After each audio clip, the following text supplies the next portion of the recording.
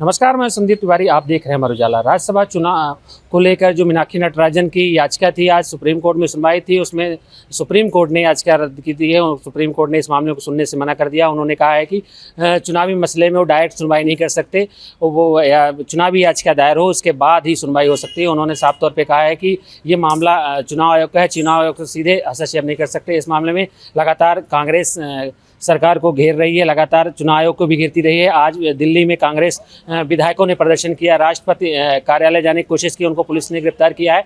आपको बता दें कि हम इस समय पीसीसी में हैं। कांग्रेस नेता समझेंगे कि किस तरह से देखते हैं आगे क्या रणनीति रहेगी चुनाव याचिका।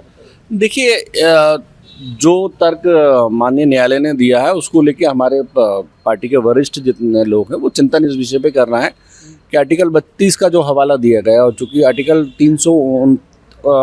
329B के तहत ये याचिका लगी थी, तो इन दोनों चीज़ों के अंदर आगे क्या रास्ता होगा, ये पार्टी के जो वैधानिक हम कर सकते हैं उस पर तो काम करेंगे। लेकिन जिस तरह का, क्योंकि हमने लगातार इस बात को कहा है, प्रदेश अध्यक्ष जी ने भी कहा है कि हम लोग राष्ट्रपति जी से समय मांगा है, लगातार समय मांगते रहे, लेकिन आज दिनांक तक हमारे मध्य प्रदेश के सभी माननीय विधायक वहाँ मौजूद हैं। वहाँ के प्रभारी हमारे मध्य प्रदेश कांग्रेस के माननीय प्रदेश अध्यक्ष जी जीतू पटवारी जी वहाँ मौजूद हैं, फ्रंटल ऑर्गेनाइजेशन के सभी अध्यक्ष वहाँ हैं। वो हम जाके संवैधानिक तरीके से राष्ट्रपति जी से अपनी बात रखना चाह रहे हैं कि क्या कारण रहे, क्या घटनाक्रम हुआ है, किस तरह से लोकतंत्र का चीरहरण मध्य प्रदेश में हुआ है, और किस तरह के मध्य प्रदेश के जो भाजपा शासित जो मध्य प्रदेश की विधानसभा है वहाँ पर किस तरह से विधानसभा के सचिव भारतीय जनता पार्टी के कार्यकर्ता बन के काम कर रहे हैं। तो इस सब बातों को बताने के लिए महामहिम के पास जाने का समय मांगा था, लेकिन वहाँ से समय नहीं मांगा। तो हमारे जो विधायक है वो अपना ज्ञापन महामहिम के द्वार तक देना चाह रहे थे, और वो उसके लिए वो पैदल मार्च करते जा रहे थे। उनको डिटेन किया गया, उनको ले जाया गया। पिछले लगभग आधे घंटे से ऊपर हो चुका है।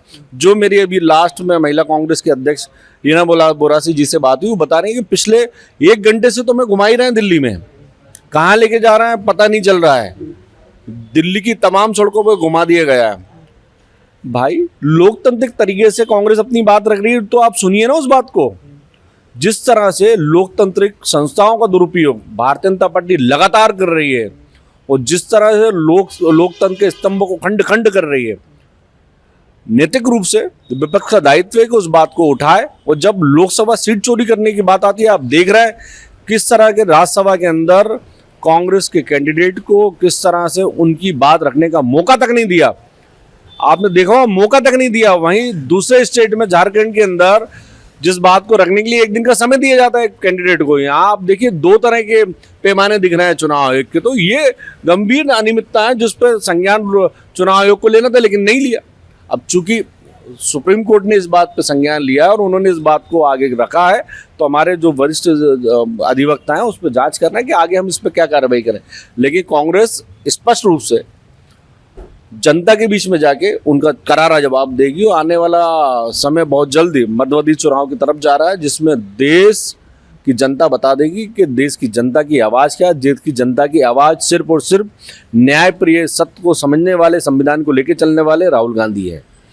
और जीत हमेशा, कितनी अहंकार में सरकारें डूब जाएं, लेकिन समय जब आता है तो जीत हमेशा सत्य की होती है, ये आप याद रखिएगा। पीसीसी चीफ ने कहा है कि लगातार प्रदर्शन करने जारी रहेंगे, कांग्रेस विरोध करती रहेगी, तो क्या रणनीति है? देखिए, ये राज्यसभा का मामला ही नहीं है। देश के युवा क्या चाहता है, प्रदेश का युवा क्या चाहता है, प्रदेश का अन्नदाता किसान क्या चाह रहा है, प्रदेश के अंदर महिलाएं जो असुरक्षित माहौल में जी रही है वो क्या चाहती हैं, प्रदेश के युवाओं नौनिहाल का भविष्य क्या तय होगा वो क्या चाहते हैं। हर बात को लेके जीतू पटवारी जी मुख्य रूप से जनता के बीच में जाते रहते हैं।